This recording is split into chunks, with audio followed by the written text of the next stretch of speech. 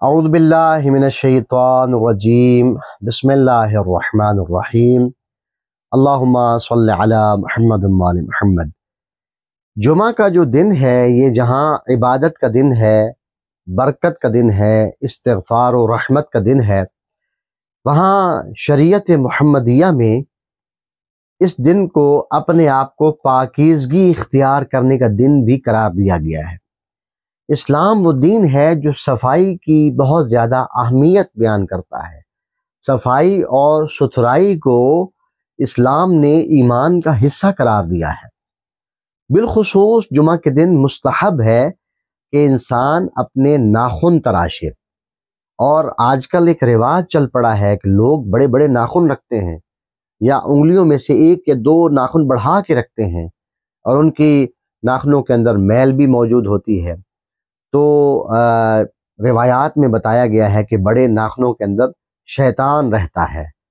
تو ظاہر ہے کہ شیطان ایک تعبیر ہے، ظاہر ہے کہ اس سے مراد جراثیم بھی ہو سکتے ہیں۔ جب ناخن بڑے ہوں گے تو اس میں میل کچیل جمع ہوگا، اور ظاہر ہے کہ انسان کھانا کھاتے ہوئے تو وہ میل کچیل اور جراثیم اپنے اندر لے کے جائے گا، جس سے اس کی پاکیزگی اور اس کا ایمان جو ہے وہ متاثر ہوگا۔ فرمایا کہ جمعہ کے دن جہاں پاکیزگی اختیار کرو وہاں ناخن تراشو، اور یہ جو ناخن کا تراشنا ہے یہ انسان کے رزق میں اضافے کا وسیلہ قرار پاتا ہے، اور مختلف بیماریاں برس و جزام جو ہے اس سے انسان بچ جاتا ہے۔ فرمایا کہ ناخن تو آپ تراش سکتے ہیں، لیکن جو سنت طریقہ ہے، یہ نہیں کہ یہ واجب نہیں ہے یا فرض نہیں ہے، لیکن سنت طریقہ یہ ہے کہ انسان جب ناخن تراشے تو بائیں ہاتھ کی اس جو چھوٹی انگلی ہے یہاں سے شروع کرے، اور ناخن تراشتے ہوئے پڑھے بسم اللہ وباللہ وعلی سنت محمد وآل محمد، یا یوں بھی کہہ سکتا ہے بسم اللہ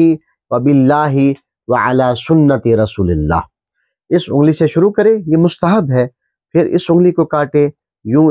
اس انگلی کو، پھر اس کو، پھر اس کو، اور پھر اس طرح سے یہاں کاٹے، پھر اس کو کاٹے، پھر اس کو، پھر اس کو، پھر اس کو، پھر پاؤں کی بھی یہی ترتیب رہے گی، یعنی بائیں پاؤں کی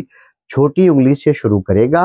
اور دائیں پاؤں کی چھوٹی انگلی پہ ختم کرے گا۔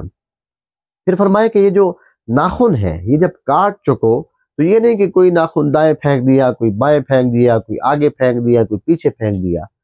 تو یہ کامن سینس کی بھی بات ہے کہ انسان جب ناخن کاٹتا ہے تو اس کو دائیں بائیں یا ادھر ادھر نہ پھینکے، تو کسی کو چبھ بھی سکتا ہے، کسی کے لیے باعث تکلیف بھی ہو سکتا ہے۔ اور عام طور پہ گھروں میں چھوٹے بچے ہوتے ہیں، وہ کہیں خدا نخواستہ اس کو اٹھا کے اپنے منہ میں نگل بھی سکتے ہیں، جو باعث تکلیف اور باعث زحمت ہو سکتا ہے۔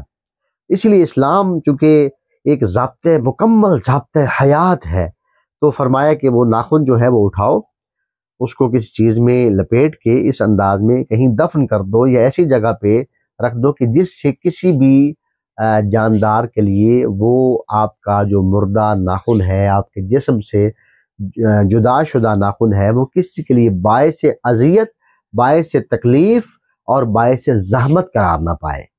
پروردگار ہمیں عمل کی توفیق عطا فرمائے۔ اللہم صلی علی محمد وآل محمد۔